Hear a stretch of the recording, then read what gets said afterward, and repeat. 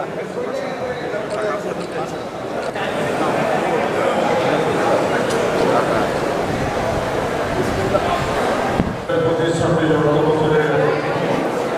লীগ একটা রাজনৈতিক দল। এই দলের নেতা যিনি আছেন হাসিনার মতো একজন মানুষ যদি একটা দলে থাকে, সে দল ধ্বংস করতে আর সময় লাগে না।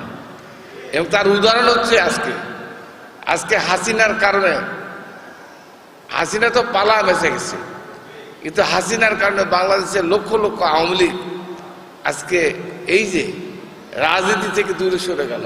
আজকে তারা যে নির্যাতিত হচ্ছে, তারা যে অত্যাচারিত হচ্ছে, আওয়ামী লীগ যে ধ্বংস হয়ে গেছে, নিশ্চয়ই আজকে তারা নীরবে নিবৃতে তাদের মধ্যে আলোচনা, সমালোচনা, অনুশোচনা বোধ করছে। কিন্তু এখন পর্যন্ত শেখ হাসিনার মুখের পরিবর্তন হয়নি। এবং আমি মনে করি ধ্বংস তো হয়ে গেছে আওয়ামী লীগ শেখ হাসিনার কারণে, এবং আগামী দিনে যেটুকু আছে এইটুকু সময় যদি হাসিনা থাকে, তাহলে ও মৃত্যুর আগে আওয়ামী লীগকে যেটুকু ছিল ধ্বংস করে দেয়, এই পৃথিবী থেকে চলে যাবে।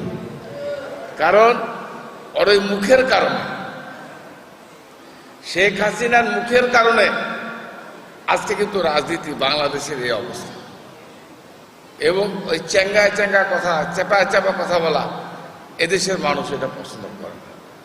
তাই আমি আপনাদের কাছে যেটা আমার বলার, অনেক কষ্ট আপনারা করেছেন, আপনাদের রক্ত এখনো রাস্তা শুকায়নি।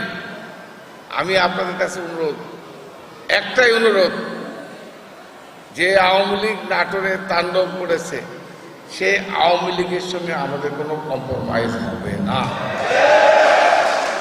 গত পার্লামেন্ট ভোটে যদি আওয়ামী লীগ আমাদেরকে সাহায্য করত, ভোট দিত, তাহলে ওদের কথা বিবেচনা করতাম। ওরা আমাদের বিরুদ্ধে জিতানোর জন্য, আমাদের প্রার্থীর বিরুদ্ধে, আমার বিরুদ্ধে, জামাতকে জিতানোর জন্য যারা ষড়যন্ত্র করেছে, চক্রান্ত করেছে, আর কিছু মির্জাফর বিএনপির মধ্যে আছে। আমি আপনাদের একটা কথা বলি,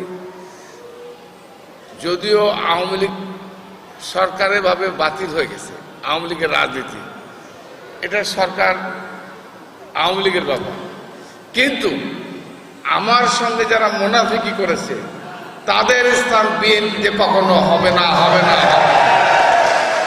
আমি এই জন্য আমি আপনাদের কাছে অনুরোধ, আমি আপনাদের সহযোগিতা চাই।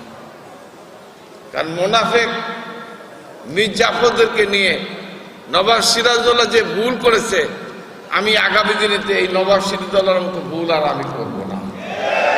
এই জন্য আমি আমার শূন্য গোয়াল, দুষ্টু গোয়ালের থেকে শূন্য গোয়াল ভালো, একটা কথা আছে না?